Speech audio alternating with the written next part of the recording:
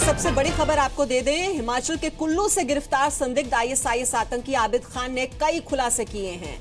जुनूद उल खलीफा fill Hind Bharat में आतंकियों की भर्ती कर रहा है। जुनूद उल खलीफा फिल हिंद फंडिंग और हथियारों की ट्रेनिंग का काम कर रहा है। आईएसआईएस के खिलाफ काम करने वालों की जानकारी इकट्ठा कर रहा है। हिमाचल प्रदेश से गिरफ्तार आईएसआईएस एजेंट आबिद खान ने एनआईए पूछताछ में बड़े खुलासे किए हैं। आईएसआईएस देश भर में मुस्लिम युवकों की भर्ती, हथियारों की ट्रेनिंग के लिए इकट्ठा कर रहा है। आबिद खान ने यह बताया कि आईएसआईएस की फंडिंग के लिए और जानकारी इकट्ठी की जा रही है। आईएसआईएस के खिलाफ कौन कौन सी एजेंसी काम कर रही हैं, उसकी जानकारी भी इकट्ठी की जा रही है। आईएसआईएस में शामिल होने से पहले आबिद जाकिर नायक और अंजेश शाह के वीडियो देखता था। जी न्यूज के पास आईएसआईएस संदिग्ध आबिद खान के एनआईए को दिए बयान के दस्तावेज मौजूद हैं। मनीष शुक्ला हमारे सहयोगी इस खबर पर और जानकारी के साथ इस वक्त हमारे साथ जुड़ चुके हैं। मनीष, जरा तफसील से हमें बताइए, जो आबिद खान ने क्या क्या अहम खुलासे किए हैं, एनआईए ने जो पूछताछ की है, कौन कौन से दस्तावेजों की बात हो रही है? देखिए मीमांसा, आबिद खान दिसंबर में पिछले साल कुल्लू से, हिमाचल के कुल्लू में उसे गिरफ्तार किया गया था। वहां वो छिपा हुआ था और उसने अपने आप को क्रिश्चियन रिलीजन में कन्वर्ट किया हुआ था। लेकिन जो उससे पूछताछ हुई है, जो उसने बयान दिया एनआईए के सामने, उसमें जो चौंकाने वाली बातें कही गई हैं कि आईएसआईएस किस तरीके से उन्होंने एक अपना इंडिया में ग्रुप बनाया है, जुनूद उल खलीफा की हम जो बात कर रहे हैं, जिसमें उनको मुख्य रूप से 4 टास्क दिए गए हैं कि जो एसोसिएशन से जुड़े हुए जो लोग हैं वो आईएसआईएस के लिए काम करें और उन लोगों के बारे में डिटेल इकट्ठी करें जो आईएसआईएस के खिलाफ काम कर रहे हैं। मसलन तमाम मुस्लिम धर्मगुरु हैं जो ऐसे लोगों को, ऐसे मुस्लिम युवकों को जो आईएसआईएस में न शामिल हो, उनको वो सही रास्ते पर लाने की कोशिश करते हैं। तमाम इंटेलिजेंस से जुड़े लोग हैं, तमाम ऐसे संस्थाएं हैं जो आईएसआईएस के खिलाफ काम कर रही हैं, तो उनको पहचानने का भी काम आईएसआईएस ने ये टास्क दिया हुआ है।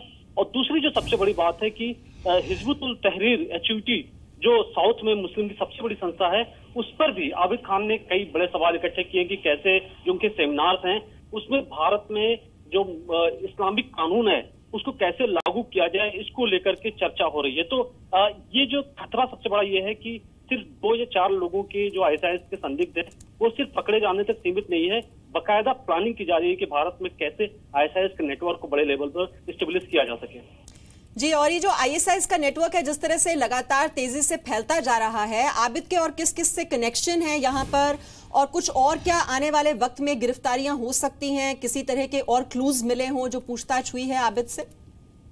देखिए, ऑलरेडी आबिद के साथ कई लोगों को अरेस्ट किया जा चुका है। पहले करीब 50 से 52 आईएसआईएस के संदिग्ध अलग अलग ग्रुप में इकट्ठे किए जा चुके हैं, लेकिन इस तरीके की जानकारी पहली बार सामने आई है क्योंकि एनआईए हो या देश की दूसरी एजेंसी हो, वो इंडिविजुअल कोई भी ऐसे सस्पेक्ट होते थे जो इराक के सीरिया जानना चाहते थे, उनको पकड़ लिया जाता था। लेकिन ये माना जाता था कि ग्रुप वहीं तक सीमित है और अब कहीं ना कहीं कोई अगर नया ग्रुप होगा, अगर वो पता चलेगा उसे पकड़ा जाएगा। लेकिन आबिद ने जो जुनूद उल खलीफा की जो बात की है कि एक और ग्रुप बनाया गया है बहुत चोरी छुपे भारत में, जिसमें सीक्रेट तौर पर ऐसे लोग शामिल किए गए हैं जो समर्थन देते हैं आईएसआईएस को, जो डायरेक्ट आईएसआईएस से न जुड़ पाए वो कैसे फंडिंग करें, जहां भी हो पैसे की मदद करें, हथियारों की सप्लाई करें, ताकि जो लोग अगर सीरिया जाना चाहते हो तो उनके टिकट का अरेंजमेंट हो सके, लेकिन अगर इंडिया में मौजूद हैं तो उनकी जो नेटवर्क है उसको मजबूती से खड़ा किया जा सके।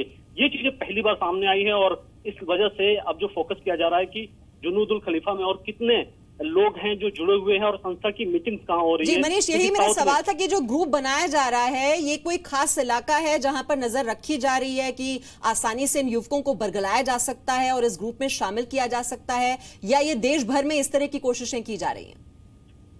देखिए, अभी तक जो इसकी एक्टिविटी है कर्नाटका में खासतौर पर और तमिलनाडु में 2-3 जगह नोटिस की गई है, लेकिन अगर हम आबिद की माने तो पूरे देश भर में अलग अलग जगह पर लोगों को इससे जोड़ने की कोशिश काफी पहले से हो रही है। 2011-12 से ही इसको एक्टिवेट किया गया है, लेकिन इसकी जानकारी एजेंसीज के पास नहीं थी। तो अब पता करने की कोशिश की जा रही है कि इसमें कौन लोग हैं, क्योंकि इसका कोई रजिस्टर्ड ऑर्गेनाइजेशन नहीं है जहां पे सबके नाम हो या कोई ऐसी डायरी मेंटेन नहीं की जाती है। ये सिर्फ पर्सनल टू पर्सनल रिलेशन के बेस पे ही उन लोगों को शामिल किया जाता है जिनको भरोसा होता है कि वो आईएसआईएस के लिए काम कर सकते हैं। तो अब इसके बारे में और जानने की कोशिश हो रही है और आबिद के बयान के आधार पर कुछ बड़े लोगों के भी इसमें नाम उसने लिए हैं, तमाम मौलवीज भी हैं उनको भी पूछताछ किया जाएगा और इन्वेस्टिगेशन आगे की जाएगी। जी, तो आईएसआईएस के संदिग्ध आबिद ने बहुत ही अहम खुलासे किए और इसी के बारे में जानकारी दे रहे थे हमारे सहयोगी मनीष।